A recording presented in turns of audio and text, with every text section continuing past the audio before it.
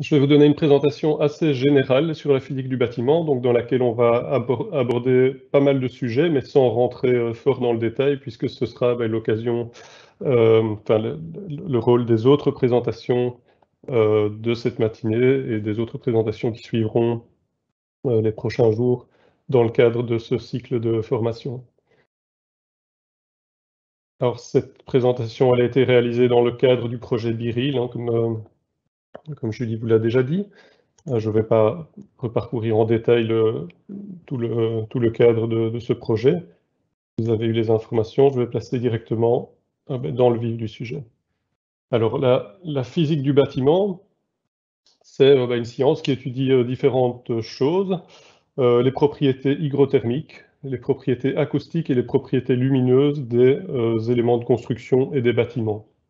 Alors ça peut être évidemment très très large comme matière. L'objectif ici de cette présentation, c'est de s'attarder sur les propriétés hygrothermiques, c'est-à-dire tout le comportement des matériaux et des bâtiments par rapport au stockage, au transport et au transport de chaleur, d'air et d'humidité. Et donc ces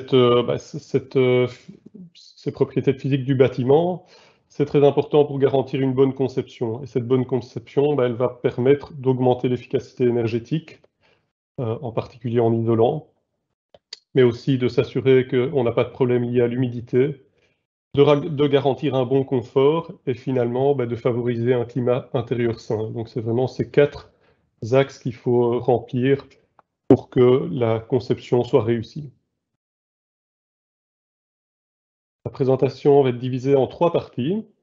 Dans la première partie, on va regarder comment se comporte l'humidité dans l'air, puisque l'air qui se trouve dans les bâtiments est un air qu'on appelle humide, hein, donc il contient toujours une certaine quantité d'humidité, l'air extérieur également, et donc il y a des phénomènes qui se produisent au niveau de cet air humide. On va d'abord regarder ces aspects-là, ensuite on verra le comportement des matériaux, et en particulier comment la chaleur et l'humidité se déplacent dans les matériaux et dans les parois. Et finalement, je vous dirai quelques mots sur les outils qui peuvent être utilisés avec quelques exemples d'applications pour vérifier le bon comportement des parois. Donc on va commencer par l'air humide. Première chose qu'il faut savoir sur l'air humide, c'est que en fonction de la température, on va avoir une quantité maximale d'humidité que l'air peut accepter qui est différente. Par exemple, à 0 degré, l'air pourra accepter maximum 3,8 grammes de vapeur d'eau. Si on passe à 10 degrés, on est à 7,6 grammes. Et à 20 degrés, 14,7. Et donc ce qu'on constate, c'est que il y a une augmentation de la quantité d'humidité que l'air peut accepter avec la température. Donc plus la température sera élevée, plus l'humidité que l'air pourra contenir sera importante.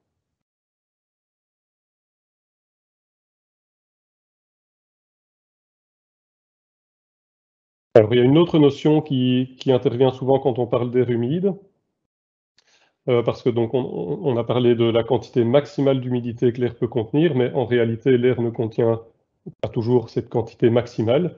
Et donc si on prend l'exemple de l'air à 20 degrés, la quantité maximale était de 14,7 grammes. Maintenant, en réalité, il se pourrait que cet air en contienne la moitié, 7,3 grammes.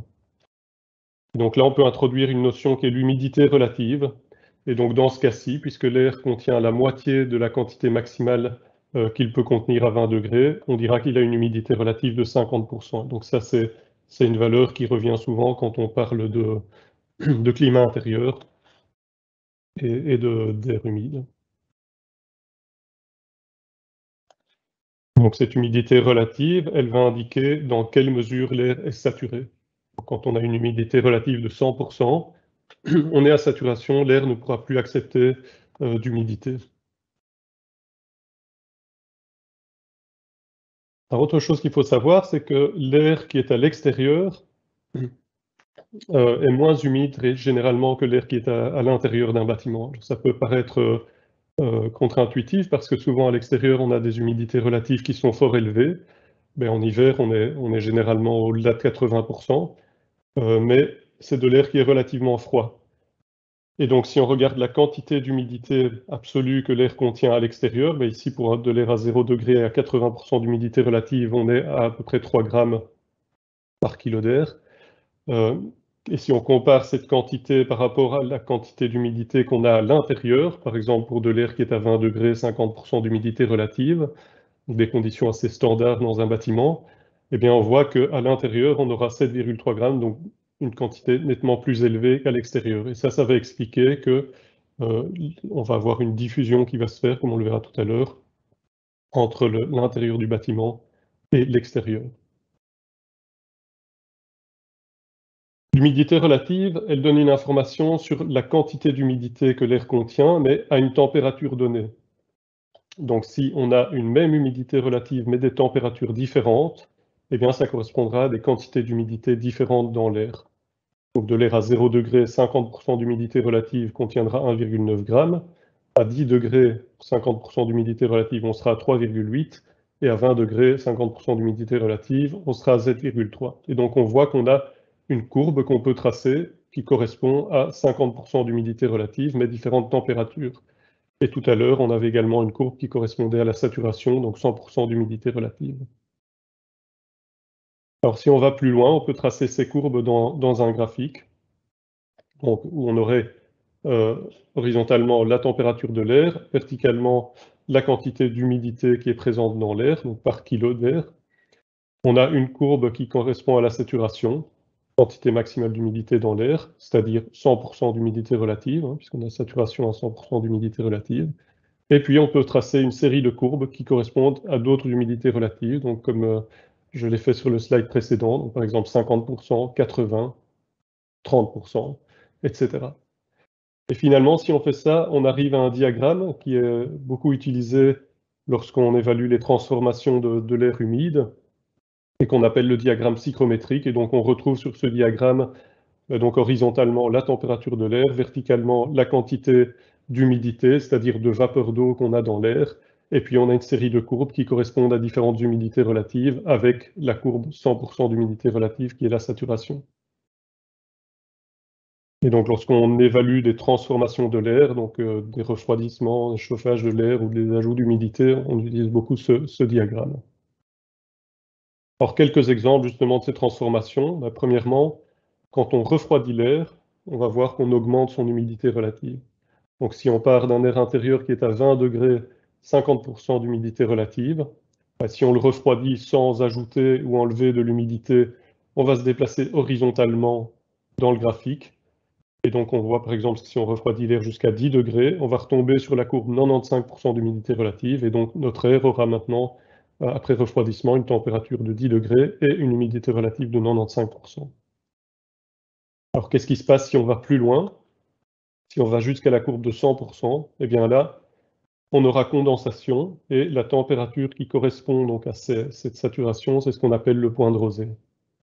La condensation, donc elle va apparaître lorsque la surface avec laquelle l'air est en contact a une température inférieure au point de rosée.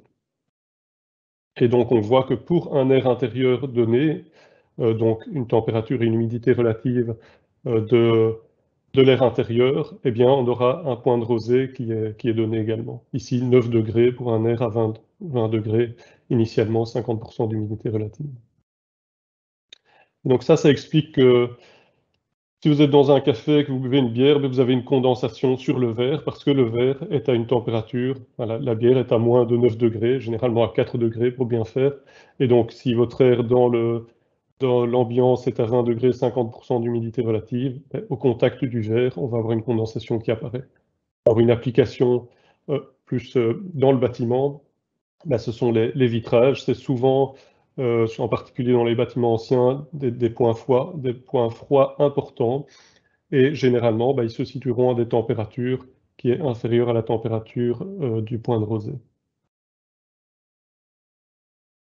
Alors un autre phénomène qui peut se produire, c'est le développement de moisissures. Et ce développement de moisissures, il va se produire avant qu'on ait une condensation.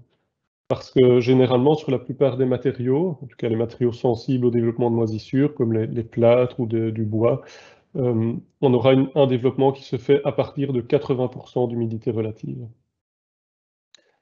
Et donc, la température critique pour le développement de moisissure, elle va être plus élevée que la température de rosée. Et dans l'exemple qu'on a pris, donc de l'air qui est initialement à 20 degrés et 50% d'humidité relative, cette température critique va être de 13 degrés.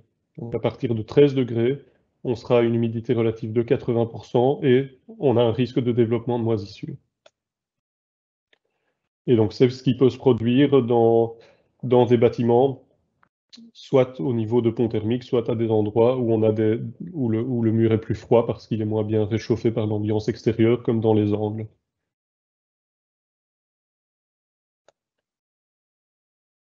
Il y aura aussi un risque plus élevé de développement de moisissure si l'air est plus humide. Donc, on avait pris initialement l'exemple d'un air qui est à 50% d'humidité relative initialement. Si maintenant l'air au départ est à 70%, donc on a une mauvaise ventilation, on a donc un air intérieur qui est plus humide, l'humidité générée dans le bâtiment est moins bien évacuée, eh bien on voit que pour cet air qui est plus humide, à 70%, on va déjà atteindre les 80% d'humidité relative lorsque l'air est refroidi à 18 degrés. Et donc ça peut être beaucoup plus critique. Alors, qu'est-ce qu'on peut faire pour éviter ces risques de condensation superficielle ou bien de développement de moisissure? Eh bien, on va évidemment éviter les surfaces froides, hein, c'est logique. On a vu que lorsqu'on a des surfaces froides, on a un risque d'avoir une humidité relative qui dépasse les 80%, voire une condensation. Une autre possibilité, évidemment, c'est de ventiler suffisamment. Et donc là, en ventilant, on va diminuer l'humidité relative de l'air ambiant. Et donc, on va augmenter les températures critiques à partir desquelles on va avoir des développements de moisissure ou de la condensation. Enfin, j'en ai terminé pour la partie sur l'air humide, donc on va passer maintenant à la partie sur les matériaux et on va regarder comment circulent la chaleur et l'humidité dans les matériaux et dans les parois. En commençant par les transferts de chaleur et en particulier par la conduction de la chaleur.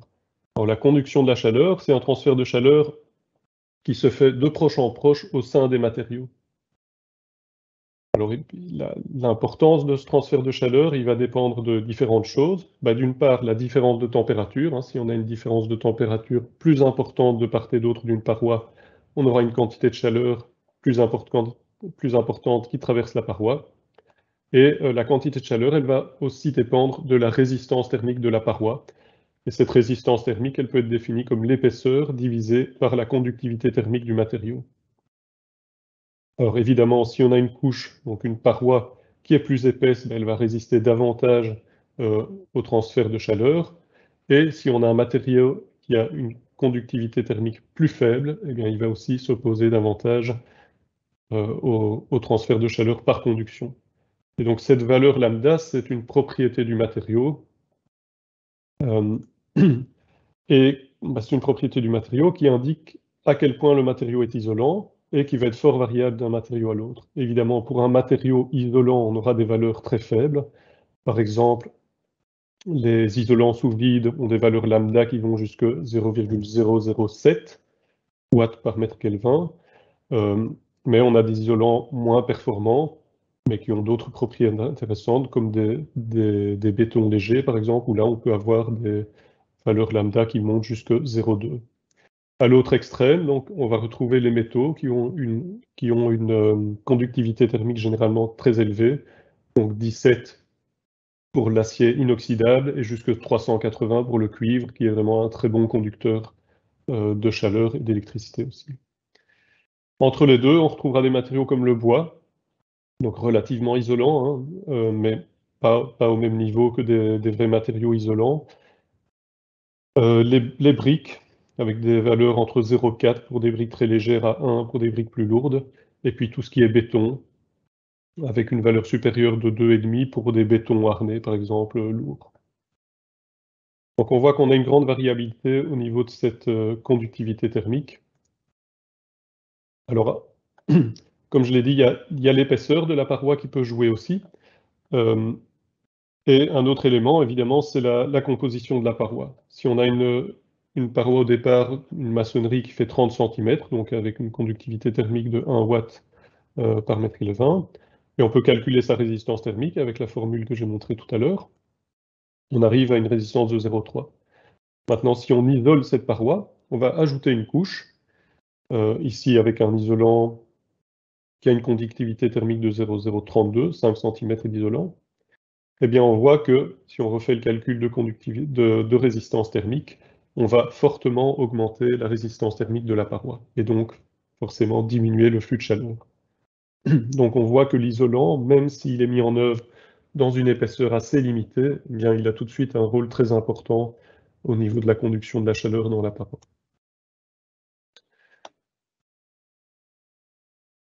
Alors ici, j'ai parlé des résistances thermiques des matériaux eux-mêmes, des couches de matériaux, mais il y a aussi un autre type de résistance thermique dont il faut tenir compte quand on fait les calculs. C'est ce qu'on appelle les résistances thermiques d'échange superficielles, c'est-à-dire euh, les échanges qui se font en surface, donc entre le matériau et l'environnement.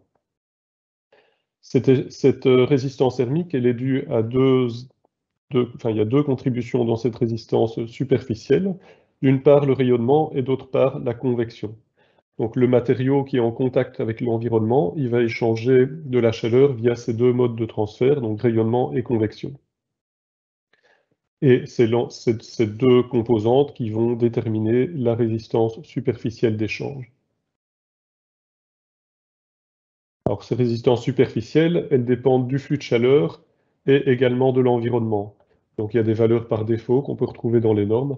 Par exemple, du côté extérieur, on retrouve généralement la valeur de 0,04, une valeur qui est beaucoup plus faible que ce qu'on a du côté intérieur, parce que du côté extérieur, on a des températures d'environnement qui sont relativement basses, et donc un rayonnement vers l'environnement qui est plus important, et on a aussi des vitesses de vent qui sont beaucoup plus élevées, côté extérieur forcément, et donc aussi un échange par convection qui est plus important. Alors côté intérieur, la valeur de résistance superficielle dépend de la direction du flux de chaleur. Par exemple, un flux de chaleur qui est ascendant, on a une valeur de 0,1. Pour un flux de chaleur qui est descendant, on a 0,17. Et pour les échanges horizontaux, on a 0,13. Et donc, tout à l'heure, je vous ai montré un calcul de résistance thermique d'une paroi. On n'avait pas tenu compte de ces résistances d'échange. Alors pour bien faire, il faut en tenir compte, même si généralement pour les parois isolées, ça a un rôle qui est relativement négligeable. Mais donc si on en tient compte, on va ajouter aux résistances thermiques qu'on avait déjà pris en compte ces résistances d'échange superficielles, donc dues aux échanges avec les environnements intérieurs et extérieurs. Et donc, dans la formule, on rajoute le 0,04 du côté extérieur et le 0,13 du côté intérieur, et on obtient donc une valeur de résistance thermique totale de la paroi légèrement plus élevée. Alors, un autre indicateur qui est souvent utilisé, c'est la valeur U. Alors, la valeur U d'une paroi, elle est définie simplement comme l'inverse de la résistance thermique totale. Et donc, pour notre paroi ici, exemple, on arrive à 0,49 comme valeur U. Donc c'est souvent utilisé cette valeur U dans le cadre de la réglementation PEB. Et on retrouve ça également dans les normes.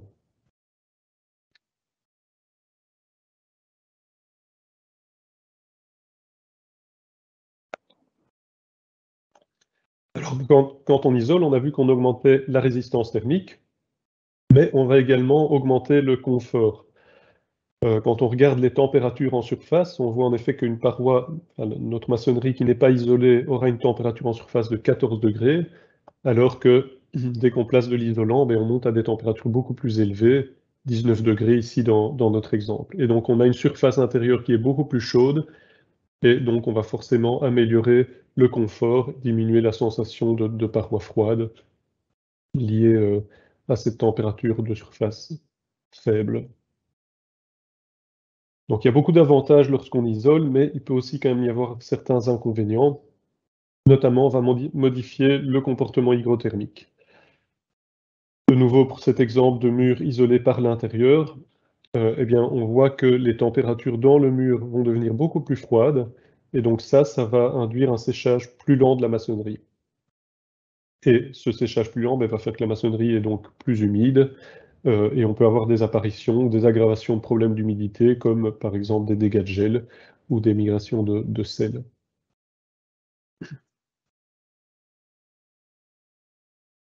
Alors un autre comportement hygrothermique qui peut être modifié, c'est dû au fait que À l'arrière de l'isolant, on a une température qui sera également assez basse, hein, comme dans le mur. Ici, pour notre exemple, on est à 3 degrés derrière l'isolant. Et donc, cette température relativement basse, on voit qu'elle est généralement inférieure au point de rosée. Ça veut dire qu'il y a un risque de condensation interne. Si de l'air intérieur migre vers ce plan froid derrière l'isolant, eh bien, on va avoir une condensation interne qui se produit avec éventuellement une accumulation d'humidité qui peut être problématique. Une autre conséquence de l'isolation, dans le cas des toitures plates, ici, c'est le risque d'avoir des dilatations thermiques importantes. Mais ici, dans le cas où on placerait une isolation par l'intérieur. Donc avant isolation, on a enfin, la dalle de béton de la toiture qui a des variations de température qui vont de l'ordre de 0 degré à 45 à peu près. Dès qu'on isole, ces variations vont devenir beaucoup plus importantes. On est de l'ordre de -10 jusqu'à à peu près 60 degrés. Et ça va avoir comme conséquence qu'on a des dilatations thermiques plus importantes.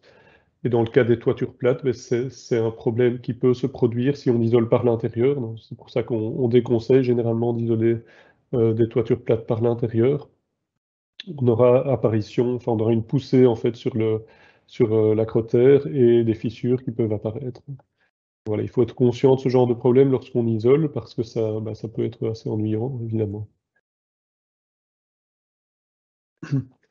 Quand on isole, on a également des ponts thermiques qui peuvent apparaître, donc tous les endroits où on ne peut pas garantir la continuité de l'isolation, comme au pourtour des fenêtres, au niveau des murs de refend, au niveau des planchers lourds, par exemple. Eh bien, à ces endroits-là, on va avoir des flux de chaleur qui persistent et également des points froids qui peuvent être problématiques. Alors, si on prend un exemple plus concret, ici c'est le cas du Résidence Palace à Bruxelles. On voit en façade qu'on a des sortes de petits balcons en fait devant les fenêtres. Et ce bâtiment, bah, s'il est isolé par l'intérieur, ces balcons vont poser problème au niveau des ponts thermiques. Donc si on regarde le détail, mais ici, qu'est-ce qui a été fait pour ce bâtiment? Donc on a une isolation par l'intérieur et on a prévu des retours d'isolant, donc en partie supérieure, donc c'est une dalle en béton en fait, hein, donc on a vraiment une continuité de béton entre l'intérieur et l'extérieur. Et donc pour limiter ce pont thermique, on a prévu des retours d'isolant. Alors ça ne va pas supprimer tout à fait le problème, évidemment, mais ça va permettre de limiter les risques de condensation et également de limiter les déperditions. Et donc voilà, il faut être conscient quand on isole de l'importance de traiter ce genre de détails. Alors, le Résidence Palace, c'était un exemple d'un bâtiment qui a été isolé par l'intérieur, mais évidemment, les ponts thermiques existent aussi dans des bâtiments existants qui ne sont pas isolés. C'est clair ici, pour cette maison où on a un linteau en béton et également un élément structurel qui déborde en façade, avec une dalle béton qui déborde en façade, eh bien, on va retrouver dans ce bâtiment des condensations préférentielles ou des développements de moisissures au niveau de ces éléments-là, donc soit au niveau du raccord avec le plancher, soit au niveau du linteau en béton, et donc c'est bien mis en évidence avec des thermographies infrarouges, par exemple. On voit qu'on a des températures plus froides, ici au niveau du raccord du plancher et dans l'angle également, et au niveau du linteau en béton.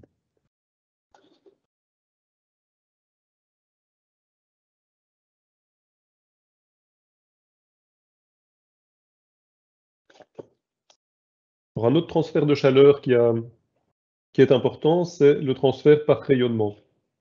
Alors là, on parle d'échange de chaleur à distance entre des éléments qui sont à différentes températures. L'importance de ce rayonnement, il va dépendre de la température du corps, enfin de l'élément qui envoie le rayonnement. Et donc ça va déterminer la quantité d'énergie qui est rayonnée et ça va également influencer le spectre de ce rayonnement. Donc si on regarde deux exemples caractéristiques, on a d'une part le soleil. Eh bien, le soleil va émettre principalement son énergie sous forme de lumière visible, mais également sous forme d'ultraviolet et d'infrarouge. Par contre, si on regarde un élément de construction qui est à température ambiante, ben, on voit il émet uniquement dans l'infrarouge. Donc cette propriété de rayonnement, c'est la base en fait des caméras infrarouges, hein, puisque les caméras infrarouges, en fait, ce qu'elles font, c'est qu'elles mesurent le rayonnement infrarouge émis par les éléments qui se trouvent dans le bâtiment. Et puis elles traduisent ce rayonnement en température. Donc ici on voit sur la photo une fenêtre et un radiateur. Eh bien avec l'image infrarouge, on va pouvoir mesurer le rayonnement on va pouvoir mesurer que le rayonnement de la fenêtre est beaucoup plus faible que celui du radiateur et du coup déduire les températures de chaque élément. Ces phénomènes de rayonnement, ils ont aussi des conséquences sur le confort, notamment quand on a des parois froides, comme je l'ai déjà mentionné. Par exemple, ici, un mur extérieur qui n'est pas isolé, une personne qui se trouve dans un local va ressentir cette paroi froide via le rayonnement en fait, infrarouge. Et donc ça va créer un inconfort, en particulier si le rayonnement est asymétrique. On peut par contre utiliser ces propriétés de rayonnement pour améliorer les performances thermiques. Donc comme je l'ai expliqué tout à l'heure, on a des résistances d'échange entre les parois et les environnements. Et ces résistances d'échange ont deux composantes, une composante liée à la convection, vraiment, donc au déplacement de l'air le long de la paroi, et une composante liée au rayonnement. Et donc on peut jouer sur la composante liée au rayonnement. Par exemple, pour les simples vitrages, eh bien, c'est une solution pour améliorer leur performance thermique et d'appliquer un film basse émissivité, donc il va réduire les échanges par rayonnement vers l'intérieur, et donc par ce biais, on va augmenter la résistance d'échange superficielle. Si on regarde l'impact pour ces simples vitrages, on voit qu'on a une diminution des déperditions qui s'élève à pratiquement 40%. Donc voilà, ça ne donne pas encore une performance thermique extraordinaire forcément, mais par contre c'est déjà une amélioration significative sans remplacement du vitrage. Donc j'ai expliqué que les corps émettent un rayonnement en fonction de leur température, mais évidemment la manière dont les matériaux réagissent par rapport à ce rayonnement change d'un matériau à l'autre. Et donc, les matériaux sont caractérisés par trois coefficients: coefficient de réflexion, coefficient d'absorption et coefficient de transmission. Et ces coefficients, ces propriétés, en fait, indiquent comment le matériau réagit par rapport au rayonnement incident. Donc, quand un rayonnement incident arrive sur un matériau, une partie va être directement réfléchie, donc comme un miroir qui réfléchit la lumière. Une partie va être absorbée, et donc là, cette partie-là va être transformée en chaleur. Et finalement, une partie va être directement transmise au travers du matériau. Et donc ça, ce sera le cas pour les matériaux transparents comme les vitrages. Pour un matériau opaque, forcément, il n'y a pas de transfert direct qui se fait.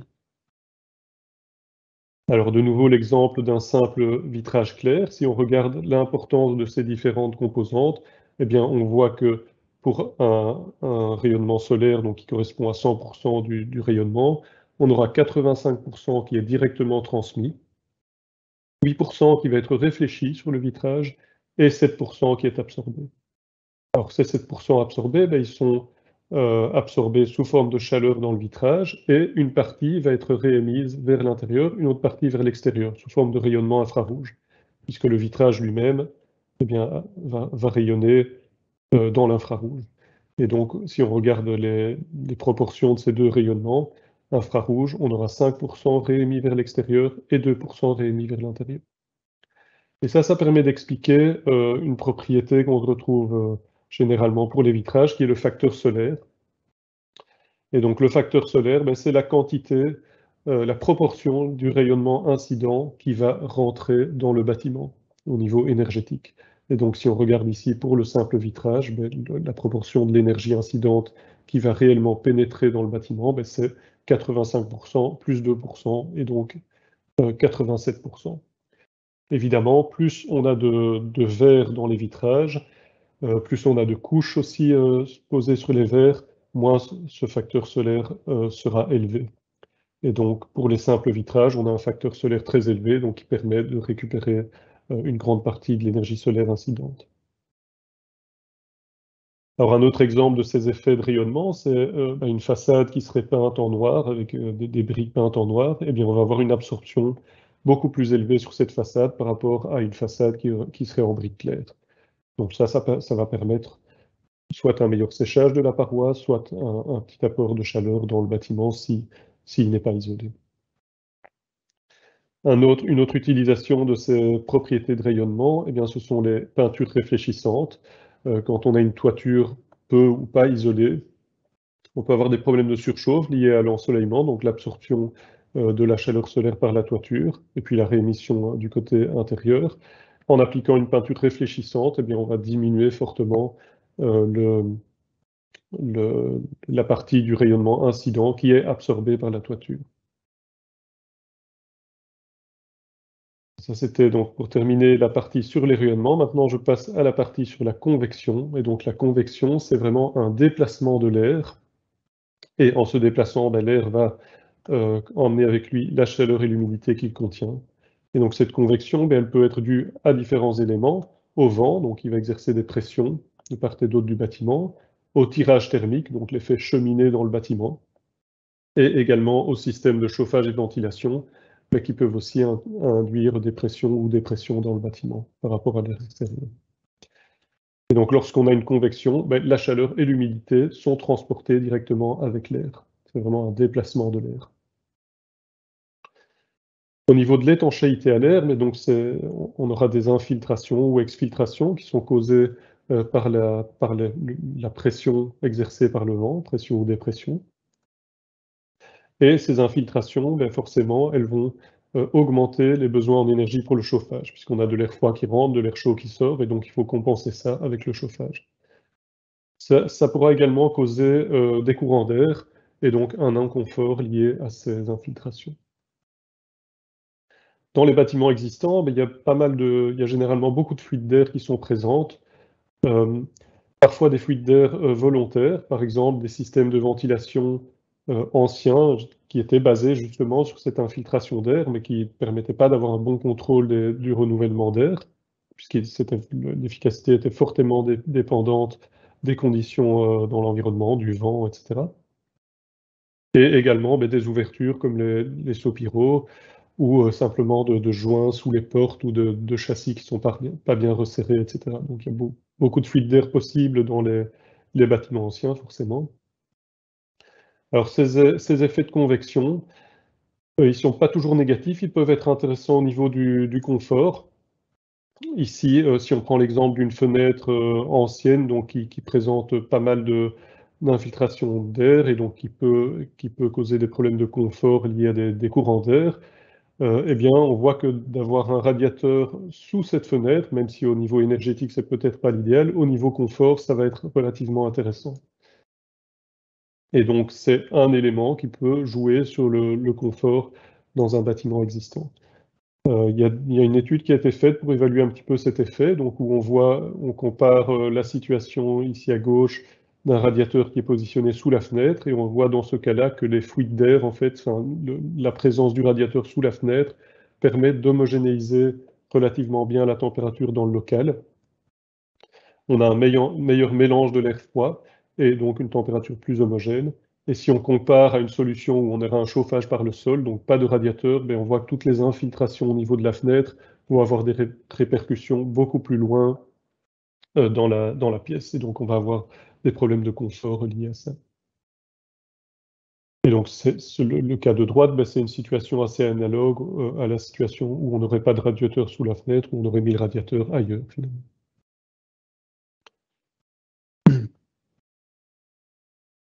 Euh, Donc ces infiltrations d'air, on a vu qu'elles causaient une augmentation des besoins en énergie pour le chauffage et des inconforts, mais il peut également y avoir d'autres problèmes. Si maintenant on regarde un petit peu plus en détail ce qui se passe au niveau d'une toiture, par exemple, eh bien, les infiltrations, elles vont être causées par des défauts d'étanchéité, hein. Donc là, on a un moyen d'agir en améliorant cette étanchéité à l'air. Et les problèmes qui vont être engendrés, eh bien, ce seront des pertes de chaleur, comme on l'a déjà dit, mais également des problèmes d'humidité, puisqu'on peut avoir des quantités d'air assez importantes qui s'infiltrent et qui vont se condenser du côté froid de l'isolant. Et donc, c'est vraiment important de soigner cette étanchéité à l'air, aussi dans les bâtiments existants, en tout cas pour les parois qui sont isolées, il faut vraiment assurer une continuité de la barrière à l'air, et ça veut dire qu'il faut avoir une attention particulière au niveau des jonctions, donc d'avoir une étanchéité à l'air en partie courante, mais également soigner toutes les jonctions pour éviter ces infiltrations, et donc des déperditions de chaleur et des risques de problèmes d'humidité. Alors là, l'étanchéité à l'air est importante. Maintenant, si on a une étanchéité à l'air parfaite, ça ne veut pas dire pour autant qu'on n'a pas de transfert de vapeur d'eau ou d'humidité dans le matériau. On peut également avoir un transfert qui se fait par diffusion. Alors l'importance de cette diffusion, elle va dépendre de deux choses, un peu comme pour la conduction de la chaleur. D'une part, la différence de pression de vapeur entre les deux, enfin de part et d'autre de la paroi, et d'autre part, la résistance à la diffusion de la paroi. Et donc la résistance à la diffusion, elle dépend du mu, du coefficient de résistance à la diffusion de vapeur, et de l'épaisseur de la paroi. Et donc de nouveau, comme pour la conduction thermique, ben, le mu, c'est une propriété du matériau, et l'épaisseur, ben, ça va dépendre de la composition de la paroi. Et donc la vapeur, elle va, enfin généralement, du côté intérieur, on aura une pression de vapeur élevée, côté extérieur, une pression de vapeur faible, et donc la vapeur va se déplacer de la pression de vapeur élevée vers la pression de vapeur faible. Et donc, généralement, en conditions, enfin, en période de chauffe, de l'intérieur vers l'extérieur. Donc la valeur mu, c'est une propriété du matériau, et comme pour la conductivité thermique, elle diffère fortement d'un matériau à l'autre. Alors au niveau des matériaux de construction, en général, si on prend quelques exemples, les briques sont relativement ouvertes à la diffusion de vapeur, alors que du béton est généralement assez fermé. Les métaux ont une résistance à la diffusion pratiquement infinie, donc quand on a un film aluminium, par exemple, dans une paroi, on va bloquer complètement la diffusion. Si on regarde au niveau des matériaux d'isolation, on a aussi des valeurs assez différentes. Tous les matériaux fibreux ont généralement un comportement assez ouvert à la diffusion de vapeur, par exemple les laines minérales ou les fibres de bois. Et les matériaux synthétiques sont plus fermés, comme le polyuréthane ou même l'XPS, qui lui a une valeur mu de 150. Et alors finalement, on a le cas du verre cellulaire qui, lui, est totalement fermé à la diffusion de la vapeur. Et alors un troisième type de matériaux qui ont un rôle évidemment important au niveau de cette diffusion de vapeur, ce sont les pare-vapeurs. Et là, on peut prendre deux exemples. Les pare-vapeurs à base de polyéthylène, comme les pare-vapeurs intelligents, on a des valeurs euh, relativement faibles finalement, mais qui peuvent être suffisantes dans des parois qui sont bien conçues, et des pare-vapeurs où on a une couche aluminium, donc comme j'ai dit, l'aluminium est un métal, et donc il va fortement bloquer la diffusion. Et donc ça, ce seront des pare-vapeurs qu'on utilisera généralement dans des toitures plates. Alors, le principe de base pour éviter la condensation interne, c'est d'avoir une résistance à la diffusion qui diminue de l'intérieur vers l'extérieur. Si on prend l'exemple d'une toiture, ben, c'est ce qu'on met en œuvre généralement, en toiture neuve en tout cas. Euh, on a du côté intérieur un pare-vapeur avec une valeur MUD qui est élevée, et du côté extérieur une sous-toiture qui doit être relativement ouverte à la diffusion, donc avoir une faible valeur MUD. Le problème, c'est que ce n'est pas toujours faisable en rénovation. De nouveau, si on prend l'exemple de l'isolation par l'intérieur, ben, la maçonnerie elle-même va avoir une résistance à la diffusion de vapeur qui est assez élevée. Et donc, si on place un isolant côté intérieur, un isolant qui est ouvert à la diffusion, eh bien, il faudra absolument prévoir un pare-vapeur. Si on ne le fait pas, on va avoir la condensation interne, comme je l'ai montré tout à l'heure, puisque les températures à l'arrière de l'isolant sont inférieures au point de rosée. Alors, il y a certaines situations où on peut avoir vraiment des éléments très critiques au niveau de la diffusion de vapeur. Ben, c'est tout ce qui est façade avec des carrelages ou des briques émaillées, par exemple. Là, on se retrouve avec une résistance à la diffusion côté extérieur qui est très élevée, et donc réellement un risque de condensation interne important. Donc là, il n'y a pas vraiment de solution, si ce n'est d'avoir un très bon système de ventilation à l'intérieur et de s'assurer que l'air est le plus sec possible du côté intérieur. Alors la diffusion de vapeur, c'est un phénomène qui est lent si on le compare à la convection. Donc la convection va apporter des grandes quantités d'humidité, mais c'est pas pour autant qu'on doit le négliger. Il faut vraiment faire attention parce que c'est un processus lent, mais on peut avoir des accumulations d'eau et des dégâts importants enfin, dans le temps. Alors un autre transfert d'humidité qui est très important dans les bâtiments, c'est la capillarité. Donc là, on a un transport d'eau qui se fait à travers les pores du matériau. Alors, la plupart des matériaux de construction sont poreux, euh, et dès qu'un matériau est poreux, ben, il y a un transport d'humidité qui est possible dans ces pores. Si on regarde au microscope du bois, eh bien, on verra qu'on a en fait une série de petits tubes dans le bois qui permettent donc un transport d'humidité. Il y a certains matériaux qui ne sont pas poreux, mais ce n'est pas la généralité, comme par exemple le verre ou les métaux ne sont pas du tout poreux, et donc là on n'aura pas de transfert d'humidité qui se fait au travers du matériau. Cette porosité, elle peut avoir deux conséquences. Elle peut donner un caractère hygroscopique au matériau, et donc ici sur le slide vous voyez ce qu'on appelle les courbes de sorption, c'est-à-dire la quantité d'eau que le matériau va fixer finalement dans ses pores lorsqu'il est mis à une humidité relative donnée. Et on voit ben, que les matériaux, au niveau de cette sorption, vont se comporter très différemment d'un matériau à l'autre, avec généralement les isolants qui ont une sorption hygroscopique euh, assez faible, les briques également, parce que ce sont des pores de grande dimension. Par contre, au niveau des bétons et du bois, là, on a une hygroscopicité importante, et donc qui peut jouer un rôle dans les transferts d'humidité. Pour le bois en particulier, eh bien, ce caractère fortement hygroscopique va avoir des conséquences lorsqu'on a des variations importantes de l'humidité relative dans les locaux. Donc, quand on a une variation importante d'humidité relative, par exemple entre 30 et 70%, eh bien, ça va euh, avoir un impact sur le contenu en eau du bois. Donc, on aura une variation importante du contenu en eau et le bois, en fait, lorsqu'il s'humidifie, ben, il va se déformer et ça peut conduire à des problèmes de déformation, voire de décollement des planchers, par exemple.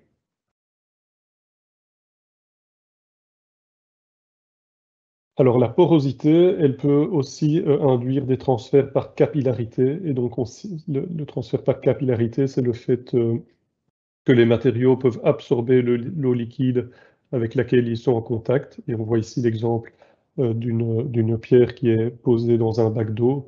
Et on voit que cette pierre va vraiment aspirer l'eau, je dirais, qui est dans le bac. Alors, ce qui explique cette capillarité, ce sont deux éléments. Premièrement, la taille des pores.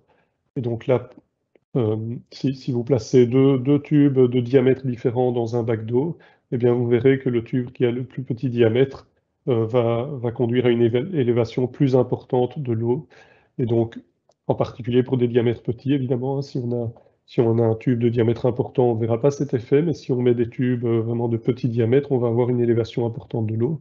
Donc ça, c'est un élément qui peut influencer, donc la taille des pores dans le matériau. L'autre élément, c'est évidemment le nombre de pores. Et donc, généralement, la capillarité va en fait dépendre de la distribution des pores. Et donc, par exemple, pour une brique aura généralement une grande quantité de pores, mais des pores de grande dimension. Si on regarde un matériau comme le silicate de calcium, qui a une activité capillaire très importante, eh bien, on aura des pores de grande dimension, mais aussi une grande quantité de pores de petite dimension, donc ce qui va donner au matériau une capacité très importante d'absorber l'eau. Ces phénomènes de capillarité, eh bien, ils vont permettre à l'eau qui vient de la pluie ou du sol, par exemple, de remonter dans les éléments de construction. Et un exemple évidemment typique, ben, c'est les remontées capillaires dans les maçonneries. Donc ça, je suppose que enfin, ça a déjà été abordé dans les présentations précédentes. Alors, on va parler maintenant très rapidement des outils. Ben, si on regarde un petit peu ce qui se passe au niveau d'une paroi, en particulier dans des bâtiments existants, ben, on voit qu'il y a quand même un grand nombre de phénomènes qui se produisent simultanément. Par exemple, ben, enfin, quelques exemples de ces phénomènes simultanés, ben, des matériaux qui sont humides, isole moins bien. Donc il y a une interaction entre humidité et isolation. L'ensoleillement sur un mur, eh bien, il va induire une migration d'humidité vers l'intérieur. Donc de nouveau, c'est une interaction entre des effets thermiques et des transferts d'humidité. Lorsqu'on isole, ben, on l'a vu, on modifie le comportement hygrothermique du mur. Et donc, il y a des influences sur les transferts d'humidité. Et finalement, on a vu également que les surfaces froides pouvaient induire un risque de condensation. Donc, tous ces phénomènes sont très complexes. Et ben, pour les évaluer, on a besoin d'outils. Alors, un premier outil qu'on peut utiliser, ce sont évidemment les directives techniques, les notes d'information technique notamment, qui contiennent des informations sur la bonne manière de traiter les parois et également dans le cas de la rénovation. Alors si on prend l'exemple des toitures thermiques, des toitures à versants, donc l'isolation thermique des toitures à versants, eh bien, dans la note d'information technique, on aborde la problématique de la sous-toiture. Donc, généralement, une sous-toiture est vraiment indispensable. Alors, que faire si on a une toiture existante qui n'a pas de sous-toiture? Ben, la solution la plus complexe, mais la plus efficace, ben, c'est de placer une nouvelle sous-toiture, évidemment, et du coup d'enlever la couverture. Mais on peut éventuellement envisager d'autres solutions. Placer une sous-toiture sous les chevrons ou entre les chevrons. Même si évidemment cette solution-là n'est pas idéale puisqu'on a une difficulté à rejeter les eaux vers l'extérieur. Donc ça, ce sont les documents, donc qui permettent quand même d'avoir des indications pour la conception. Mais il y a également toute une série d'outils. Par exemple, pour tout ce qui est calcul de pont thermique, eh bien, on peut faire ça avec des logiciels, qui font des calculs 2D ou 3D. Ça permet d'évaluer des solutions de traitement des ponts thermiques. Ici, on a l'exemple d'une jonction avec une fenêtre sans retour d'isolant. On voit qu'on a une température relativement froide et un risque de développement de moisissure. Et dès qu'on place un retour d'isolant, ici de 2 cm, eh bien, on augmente nettement la température et donc on limite le risque. Ça, c'est vraiment des aides pour la conception de détails. Et donc, pour ces calculs thermiques, il y a différents logiciels qui existent, notamment les logiciels de la société Physibel, et puis le logiciel suisse Flixo, et un logiciel gratuit qui s'appelle Term. Pour les calculs de diffusion de vapeur, donc, on peut utiliser la méthode Glaser, qui est implémentée dans différents logiciels, et ça permet d'éviter la condensation interne. Donc, par exemple, ici, pour une isolation par l'intérieur, on va dimensionner le pare-vapeur pour éviter la condensation interne. Pour ces calculs-là, il y a différents logiciels qui existent, notamment le logiciel Glasta, de nouveau de la société Physibel, le logiciel Ecosai et Ubacus, qui est un outil online assez efficace. Finalement, si on veut vraiment tenir compte de tous les éléments, on peut avoir recours à des simulations hygrothermiques dynamiques avec des logiciels comme Delphine ou Woofy. Et ici, je montre l'exemple de l'impact d'un enduit extérieur sur un matériau à base de chaux-chanvre, donc une isolation par l'extérieur. Et on a comparé différents enduits et on voyait que finalement le coefficient d'absorption de l'enduit, donc la capillarité de l'enduit extérieur, avait une importance vraiment énorme sur les transferts d'humidité, puisque quand on passe à un enduit extérieur très absorbant, on atteint vraiment des humidités relatives élevées dans le matériau. Et dans ce cas-ci, c'est un matériau quand même qui est d'origine, euh, euh, qui vient de la biomasse, et donc qui est quand même plus sensible à l'humidité. Donc c'est des humidités qu'il faut vraiment éviter. Donc ça permet d'évaluer des situations comme ça au préalable. Voilà, ma présentation est terminée. Donc si vous avez des questions, vous avez pu les poser normalement dans le Q&A, et donc je suis disponible pour y répondre. Merci pour votre attention. Merci beaucoup Antoine. J'ai une question qui est venue là, c'est une question de Carole qui aimerait savoir si tu pouvais détailler la problématique de l'isolation intérieure des plafonds et la poussée sur les acrotères. Oui, donc j'ai donné un exemple pour une toiture plate avec une dalle béton.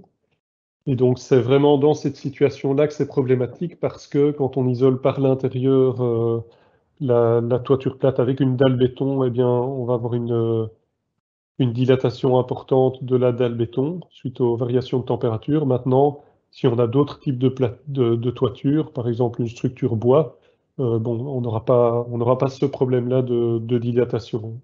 C'est vraiment ici parce qu'on a une dalle de béton continue. Oui, j'ai une autre question qui demande quel est l'outil pour la simulation hygrothermique dynamique? Alors, pour l'exemple que j'ai montré, l'outil qui a été utilisé, c'est Delphine. Mais il en existe d'autres, évidemment, ben, notamment Woofy, qui est bien connu.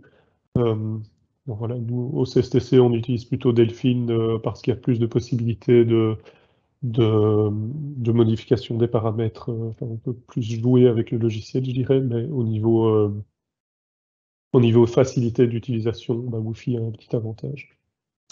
Et une autre question sur que pensez-vous des isolants minces multi-réflecteurs? Alors, c'est un type d'isolant qui joue sur les transferts par rayonnement. On a fait pas mal d'études là-dessus, hein, parce que c'est des isolants enfin, qui se vendent d'avoir des niveaux d'isolation thermique assez élevés. En pratique, on voit que c'est quand même assez limité. Il y a aussi quand même une grande importance de la mise en œuvre, hein. Pour que ce soit efficace, ce type d'isolant, il faut ménager des lames d'air de part et d'autre, hein, pour qu'on puisse vraiment enfin, agir sur les résistances d'échange par rayonnement.